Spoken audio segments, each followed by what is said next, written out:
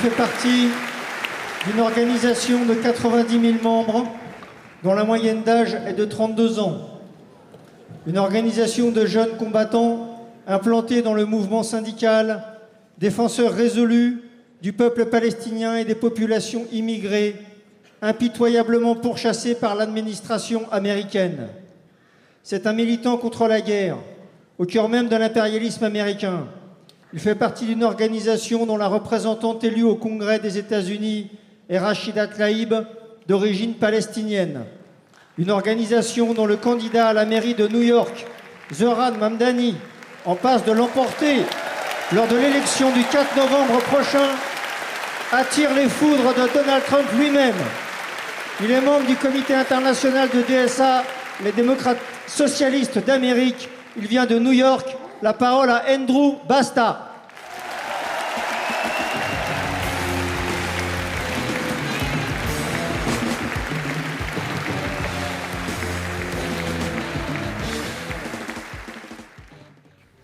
Bonjour camarades, merci de m'avoir invité à cette réunion importante. C'est vraiment un accomplissement de taille et j'espère que l'énergie de cette réunion nous mènera à d'autres accomplissements à suivre. Donc la DSA est heureuse d'être présente ici et de faire partie au mouvement contre la guerre et le génocide en Palestine. Le DSA est l'organisation socialiste la plus importante des États-Unis. Nous construisions un parti socialiste enraciné dans la classe travailliste populaire américaine. Comme mentionné, les officiels au niveau national se battent aux côtés de DSA pour soutenir notre classe ouvrière à l'interne et en dehors du pays.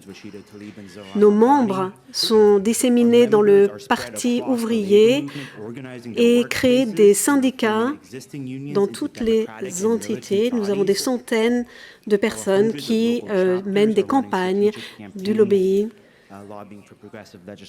différents groupements pour la défense des immigrants, le boycott des différentes campagnes et bien plus encore.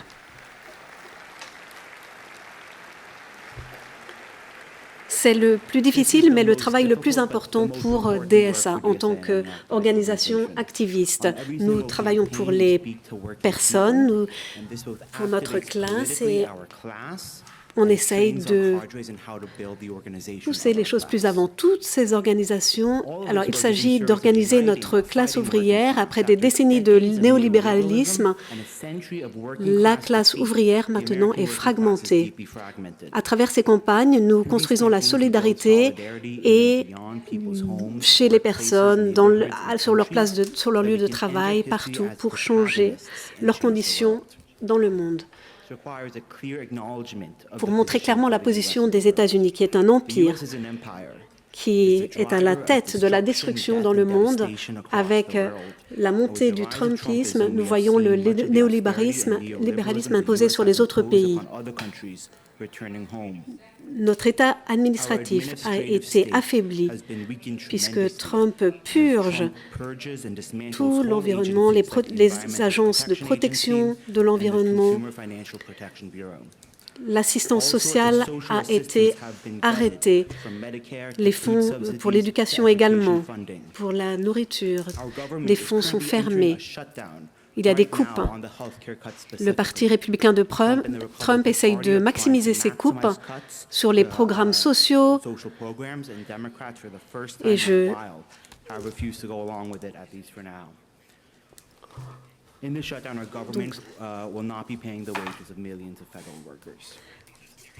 alors, ces coupes d'austérité, cet État répressif a été consolidé sous Trump, des décades de la fin des partis démocrates. Maintenant, nous voyons la transformation en une force de militants trumpistes, fascistes, dans leur rang qui arrêtent, déportent les personnes sans visa.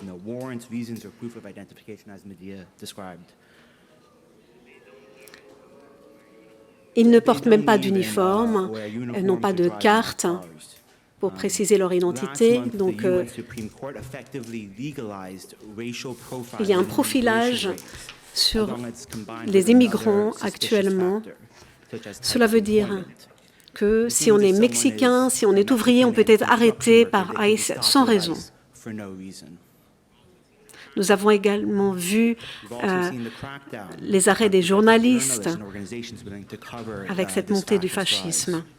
C'est le mouvement fasciste qui avance avec les démocrates en action depuis de nombreuses années. Nous pensions que nous avancions doucement, de façon dormante vers le fascisme, mais maintenant les fascistes sont en marche. La répression ne se termine pas au siège aux États-Unis. Il y a une militarisation dans les Caraïbes également. On retire les visas de toutes les personnes. Mais il faut parler du sionisme. La question palestinienne et de la liberté en Palestine a été la force dominante pour trouver notre force au cours des 2 dernières années. J'aimerais revenir à l'année 2020 brièvement. Après la pandémie de la COVID-19, la mort de George Floyd à Minneapolis, qui a donné lieu à des démonstrations massives, on a vu des millions de personnes ont marché dans les rues, essayer de comprendre la logique derrière ce racisme prégnant. À ce moment-là, la classe ouvrière était divisée. Beaucoup de personnes ont commencé à adopter des croyances woke dans différentes corporations. C'était la façon d'avancer facile. JP Morgan pouvait faire de l'argent avec les prêts et en disant que c'était une politique Black Lives Matter.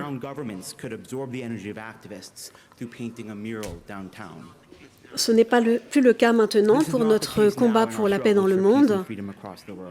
La classe ouvrière maintenant avance.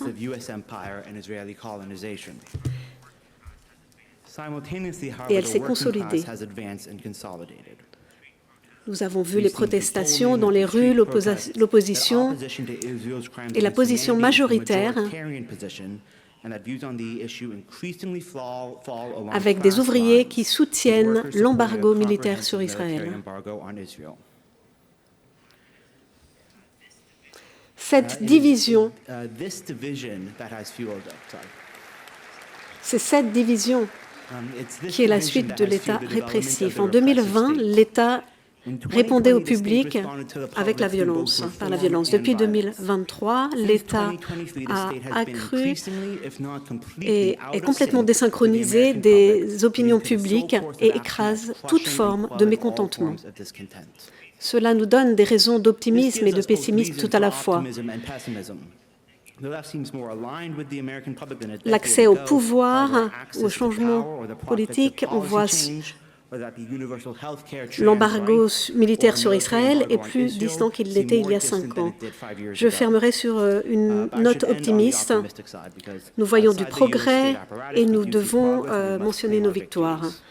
Au cours de la dernière semaine, nous avons Microsoft qui ne soutient plus la sécurité, les systèmes en Israël.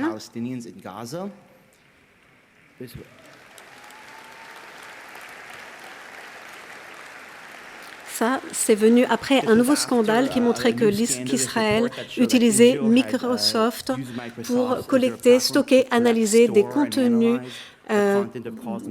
postés par la population palestinienne à Gaza. Et donc, il y avait donc une collaboration avec l'État israélien.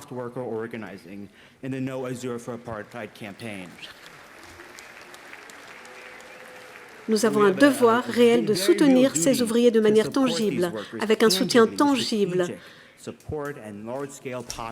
et avec une pression égale que celle qui leur est imposée. Que ce soit Microsoft et tout le système qui a mis sa pression sur le génocide.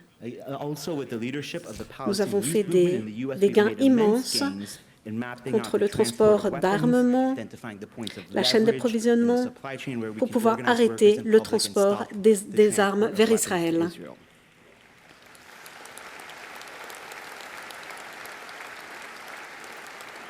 Enfin, à New York, nous avons nommé Zohran Mamdani comme maire. Je crois que vous en avez entendu parler. Zohran vient du mouvement palestinien. Le DSA, en tant que représentant DSA, il a notre pleine approbation et nous avons soutenu sa campagne.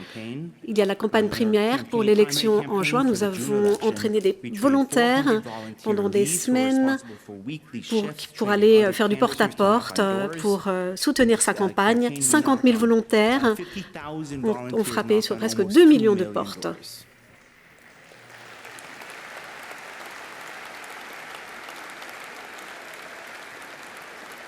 En tant qu'activiste palestinien, Zohran s'est battu contre l'apartheid à l'université et il a voulu révoquer le statut de la... These traditions have come together in the largest Muslim outreach in New York City history, canvassing hundreds of South Asian, Arab, African, and African American mosques, leading to the largest turnout of Muslims in any election in New York City history. Le maire Zohran a promis de s'aligner sur la droite internationale et le mouvement BDS, ce qui voudrait dire que les socialistes prennent le contrôle dont nous avons besoin dans cette lutte.